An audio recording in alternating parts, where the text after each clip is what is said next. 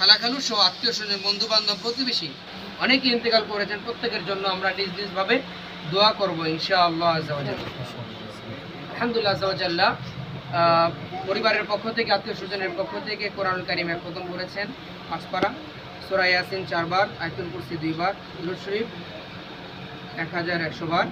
এছাড়াও আলহামদুলিল্লাহ আযজা ওয়া জাল্লা আমাদের আহলে সুন্নাহ ওয়াল জামাতের হিলফুল ফুজুর বাংলাদেশ কর্তৃক পরিচালিত মাদ্রাসাতুল হাসান ইফজুল কোরআন শাখা, জামিয়াতুল হুসাইনী আলিয়া শাখার তলাবায়ে কেরাম শিক্ষার্থীরাও আলহামদুলিল্লাহ আমরা এনাদের বাড়িতে বসে 2 খতম কোরআনুল কারীমের তেলাওয়াত আমরা করেছি। ইয়াসিন সহ আমরা কালিমা শরীফও আমরা 12,000 বার করেছি।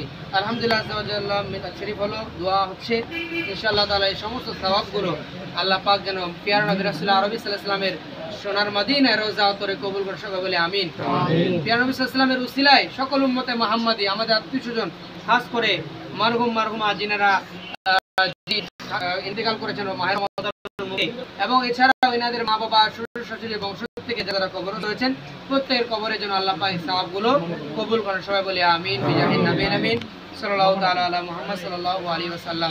আলহামদুলিল্লাহ মিলাদ মাহফিলের প্রোগ্রাম অনেক শানদার প্রোগ্রাম, যেখানে কোরআনুল কারীমের তেলাওয়াত হয়, নবীর প্রতি দুরূদ সালাম হয়, আল্লাহ পাকের জিকির হয়, যেখানে কালামুল্লাহ শরীফ পড়া হয়, যেখানে আলহামদুলিল্লাহ আযজা ওয়া জাল্লা গরিব মিসকিন থেকে শুরু করে পরিবারের মা বাবা, আত্মীয় স্বজন, বন্ধু বান্ধব সবাইকে মুমিন মুসলমানকে দাওয়াত দিয়ে খাবার খাওয়ানো হয়।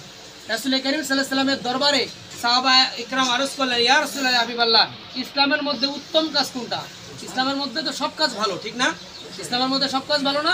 বলে আলহামদুলিল্লাহ, নামাজ, রোজা, হজ, যাকাত, পরোপকার সমস্ত আমলগুলি কি ভালো, কিন্তু ভালোর মধ্যে ভালো থাকে না, এটা গুড বেটার থাকে, তাই না? ভালো থেকে ভালো থাকে। ঠিক তেমনি আলহামদুলিল্লাহ আযজা ওয়া জাল্লা সাহাবায়ে কেরামের চিন্তা চেতনা কেমন?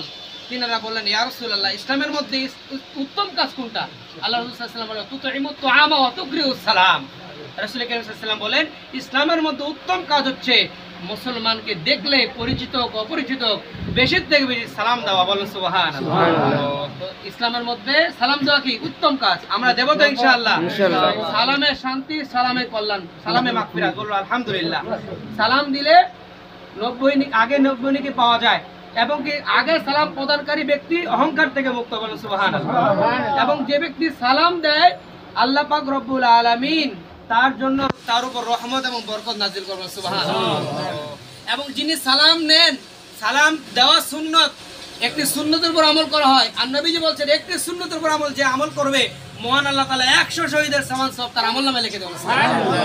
আল্লাহ রাসূল বলেন,